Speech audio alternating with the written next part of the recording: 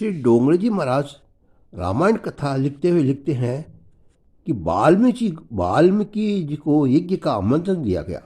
वाल्मीकि जी अपने दो शिष्य लव और कुश को लेकर अयोध्या आते हैं। यज्ञ में विश्रांति के समय लव कुश रामायण की कथा करते हैं। रामायण की कथा बहुत सुंदर है। ये दो बालक असाधारण वक्ता है। कथा ऐसी सुंदर है कि बड़े बड़े ऋषि मुनि भी झूम उठते हैं।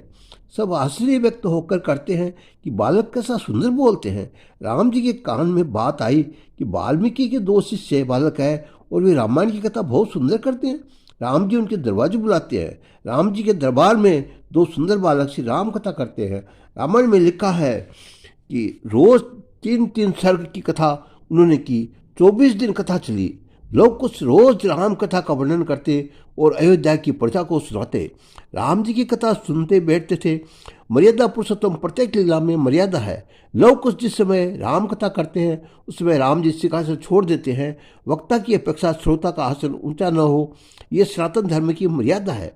राम जी को कथा सुनने में बहुत आनंद आता है। राम जी बारंबार लव कुश को निहारते हैं। उन्होंने पीछे लक्ष्मण से कहा, लक्ष्मण, इन बालकों को देखने में मुझे बहुत आनंद आता है। इनके श्रीअंग के लक्षण देखने से ऐसा लगता है कोई चक्रवर्ती सार्वभौम राजा के बालक है। लक्ष्मण, इनसे मिलने की मेरी इच्छा होती है। ये कोमल बालक, मुझे इनका सम्मान करना है। प्रभु ने बालकों के लिए वस्त्र आभूषण मंगाए, परंतु लव कुश ने उन्हें लेने की मनाही की।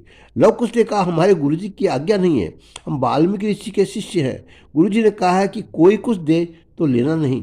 हम तो वन में रहने वाले तपस्वी हैं, जंगल में कंदमूल सेवन करते हैं तथा वलकल वस्त्र धारण करते हैं। ये सोना रुपये हमारे क्या काम का? वस्त्र आभूषणों की हमको क्या जरूरत है? राम जी को आश्चर्य हुआ कि बालक किस प्रकार बोलते। उन्होंने लक्ष्मण जी से कहा, लक्ष्मण, मुझे इन बालकों का परिचय बताओ। ये वाल्मीकि ऋषि के शिष्य है, परंतु इनके माता पिता कौन है? इनका कुल कौन सा है? लक्ष्मण, इनको बुरा न लगे इस प्रकार विवेक से तुम पूछना। लक्ष्मण जी ने बहुत सम्मान के साथ लव कुश के साथ बातें की और कहा कि महाराज, राम जी को तुम्हारी कथा में बहुत आनंद आता है। महाराज को तुम्हारा परिचय जानने की इच्छा है। आप कौन है? तो बालकों ने सभा में कहा कि हम वाल्मीकि ऋषि के शिष्य हैं। लक्ष्मण ने कहा, तुम वाल्मीकि शिष्य हो ये तो महाराज जानते हैं, परंतु उनकी ये जानने की इच्छा है कि तुम्हारे माता पिता कौन है। तब लव कुश ने जवाब दिया कि राजा रामचंद्र जी का यह प्रश्न सनातन धर्म की मर्यादा के विरुद्ध है। जिसने घर छोड़ा, जो घर छोड़कर साधु हुआ, जो गुरुकुल में रहकर ब्रह्मचारी का पालन करके विद्यार्जन करता है, वह घर का स्मरण नहीं करता। साधु को, ब्रह्मचारी को घर का स्मरण करना पाप है। घर से उनके घर का परिचय पूछना योग्य नहीं है। उनके गुरुदेव का परिचय पूछना योग्य है। हमारे गुरुदेव वाल्मीकि जी है, हमारे माता पिता भी कोई हो, उनको जानने की राजा रामचंद्र को क्या जरूरत है? वाल्मीकि ऋषि के वर्णन किया। जब कुछ राम कथा करते हैं, वह राज्याभिषेक पर्यंत करते हैं। रामचंद्र जी के राज्याभिषेक तक की रामचरित का उन्होंने वर्णन किया। रामचंद्र ने लव कुश से कहा, आगे रामचरित सुनने की हमारी इच्छा है। तब लव कुश सभा में बोले, गुरु जी को हमको आज्ञा नहीं है। राम कथा तो राज्याभिषेक तक की होती है। राज्याभिषेक के पीछे रामचरित्र में सभा में वर्णन करने योग्य नहीं है। रामचंद्र जी ने नीचे दृष्टि की। ये ठीक कहते हैं, इसमें क्या बुरी बात है? आगे का रामचरित्र करने योग्य है ही नहीं।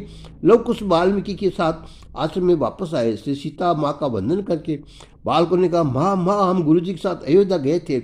वहाँ एक बड़ा राजा, उनका नाम राजा राम है। माँ, उन्होंने बड़ा यज्ञ किया है। राजा राम जब वो यज्ञ में बैठते हैं तो सोने की मूर्ति साथ लेकर बैठते हैं। माँ, वो सोने की मूर्ति बिल्कुल तुम्हारी जैसी ही है। हमको तो ऐसा लगा कि हमारी माँ ही राम राजा के पास साथ बैठी है। माँ, ये राजा राम कौन है? सीता जी ने जब सुना कि मेरी सोने की मूर्ति साथ लेकर राम जी यज्ञ करके बैठते हैं तो उन्हें बहुत आनंद हुआ।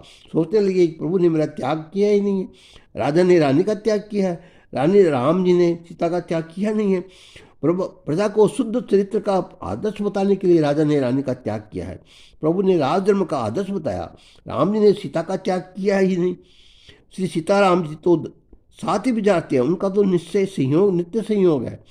वैष्णव जन स्वर्ण सिंहासन पर विराजे तो श्री सीताराम जी के नित्य दर्शन करते हैं। जगत में राम जी जैसा महान पुरुष कोई हुआ नहीं और भविष्य में होना भी नहीं है।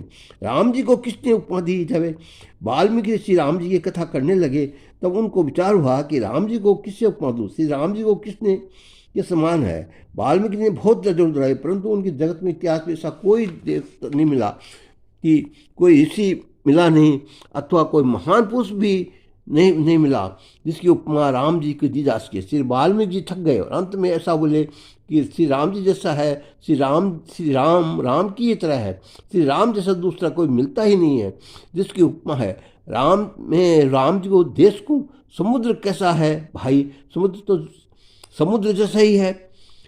समुद्र को जिस तरह अन्य किसी की उपमा नहीं दे जा सकती, उसी तरह श्री रामचंद्र जी को अन्य किसी की उपमा दे सकते नहीं।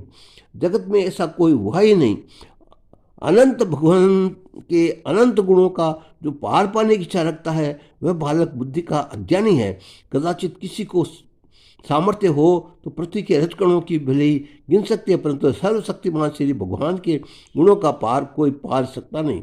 राम जी के गुणों का कौन वर्णन कर सकता है? राम जी के गुण अनंत है, मनुष्य की बुद्धि अल्प है। भगवान शंकर माता पार्वती को समझाते हैं, देवी मैं राम कथा कहता हूँ, राम जी का ध्यान करता हूँ, श्री राम श्री राम श्री राम जप करता हूँ। जिस पर भी श्री राम जी कैसे ही है यह मैं बराबर जानता नहीं। राम जी अतर्क है, बल बुद्धि से परे हैं। राम जी के गुणों का अंत नहीं। जगत में जितने दिव्य सद्गुण हैं वे सब राम जी में समाये हुए हैं। पुरुष का जीवन राम जी की तरह ही होना चाहिए। राम जी ने पुरुष का धर्म जगत को समझाया और सीता जी ने स्त्री धर्म समझाया। धर्म का आदर्श जगत को बताने के लिए ही श्री सीताराम जी का प्रकट हुआ है। श्री स्वामी जी ये